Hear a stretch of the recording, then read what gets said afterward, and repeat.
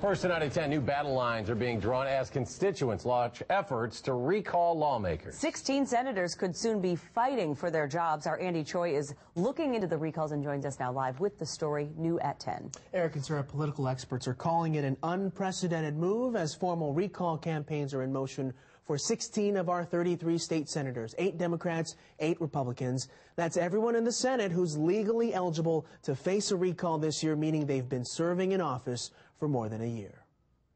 We filed on February 25th. We have 60 days to collect 20,352 signatures, which is a really big task. Those are due on April 26th. It is no easy task, but Jeff Horn hopes his formal petition to recall Senator Mark Miller will change the stalemate at the Capitol. I've never done a recall before.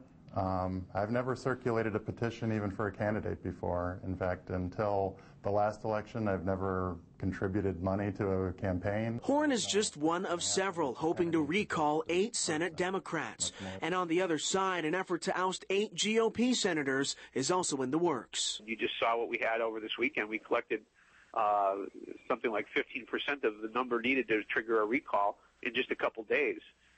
We had thousands of volunteers out collecting thousands of signatures in just a short amount of time. They think that by both threatening recalls of Republicans who are supporting Governor Walker and recalls of the Democrats who are in Illinois, they're hoping this might bring more incentive to negotiate and compromise. Political science professor David Cannon says collecting 25% of any Senate district's gubernatorial turnout in just 60 days is a challenge, and it's why Cannon believes the wave of recalls won't become the norm. If we have so many recalls going on, it kind of undermines, the democratic process if recalls get to be too common.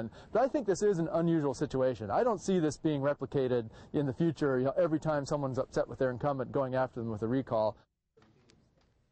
Now, if any of these recall efforts get enough signatures, recalls will take place 6 weeks later. If a primary unfolds, that race will take place 4 weeks after the end of the recall petition.